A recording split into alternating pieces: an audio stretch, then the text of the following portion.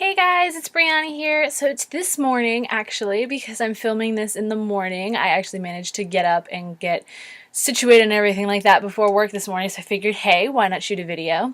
So this morning I would like to talk to you about emotions and how to create them out of nothing, which is actually something that I learned over the weekend, which I think is really, really cool and I had to share with you.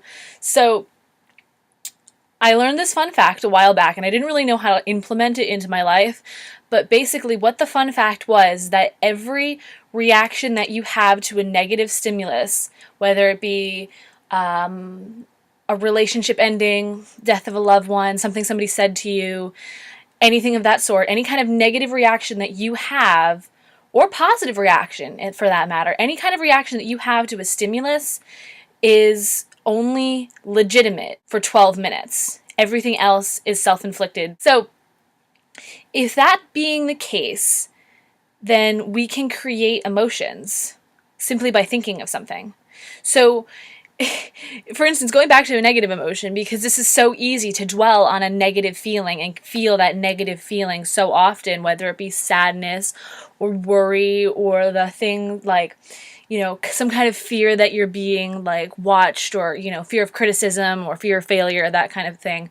So if we take that same principle, we can apply it to a positive emotion like confidence or happiness or joy. So, for instance, if you are feeling this negative emotion, odds are that you are reliving what happened in the past. For instance, when I first found that fact, I was going through, like I said, I was going through some hard, relationship kind of issues with one of my previous boyfriends, and he called me a really, really mean name. I'm not going to say it or anything like that, but it was very, very, it was hard for me to understand because, like, it was something that I tried really hard not to be. So I would go over it in my head and, like, the conversation over and over and over again. I would relive that emotion over and over and over again. So past those 12 minutes, long past those 12 minutes, I was still feeling this kind of impending just sadness and like why kind of feeling like I didn't do anything, like I didn't think I did anything wrong, what did I do to deserve something like that, on and on, everything that you think of when somebody calls you a mean name or when somebody says that you can't do something or whatever the case may be. So if we can use that principle, that thinking and that dwelling on a negative, we can dwell on a positive and get the same result. So, for instance, if you are a kind of like a timid kind of introvert, or, you don't feel like you have a lot of confidence, you can create confidence almost out of thin air the same way. So, just like thinking of a negative thing, if you were to think of the time in your life where you felt the most confident and the most happy. So for instance, one of those times in my life when I felt really, really confident and really, really happy was when I was a sophomore in high school, just brandy new sophomore, and my chorus teacher was holding auditions for an elite select vocal group, men and women select vocal group. And I've always been a singer. I love music. I love singing. So I was so into that. But I was so scared that I wasn't going to make it. And I was, oh my God, what if I don't make it? What if I don't make it? Bubbly, bubbly, bubbly for like a week while she was getting everybody together and seeing who fits where and everything like that.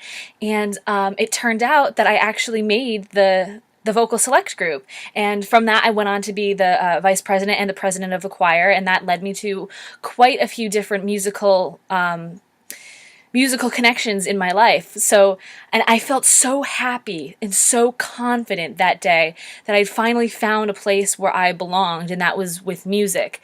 And I remember going to her door, outside her door, and seeing my name on the list and just almost crying tears of joy. I was just so happy.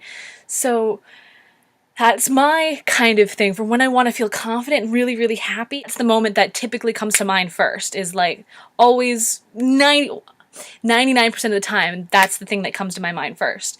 So I want you to take from that you can create this kind of happiness if you simply think of something in your life that's made you really happy.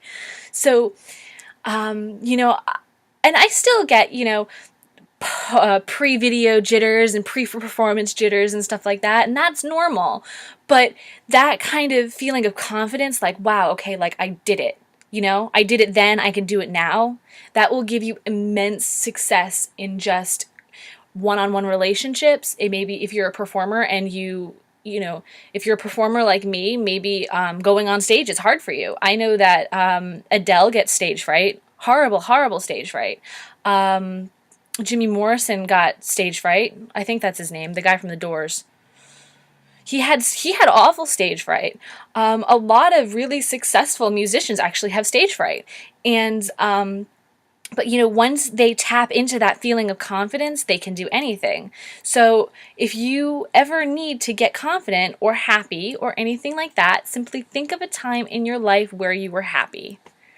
And yeah, so that's basically it. You can just kind of create emotions from thin air. Since I heard that little random fact type thing, and I remembered that after hearing somebody tell me that you can create emotions from anything, I kind of implemented that and realized that I spent so much time of my life dwelling on the negative when I could have been using that same dwelling kind of mentality to create something happy or something joyous. So it will work for any emotion, no matter what you're focusing on. You will feel the same emotion that you felt in the exact present that experience happened. If you're dwelling on the end of a relationship that ended badly, maybe it ended in a fight. If you're dwelling on something that somebody said to you in that fight, you're going to feel that same feeling of, whether it's sorrow or worthlessness or anything like that, you're going to feel that emotion.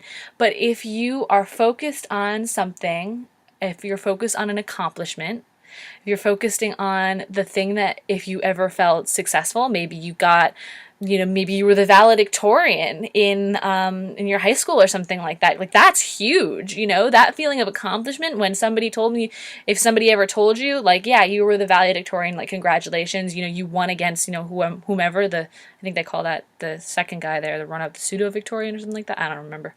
But, yeah, if somebody told you that you were the valedictorian, like, that must give you an immense sense of pride and accomplishment.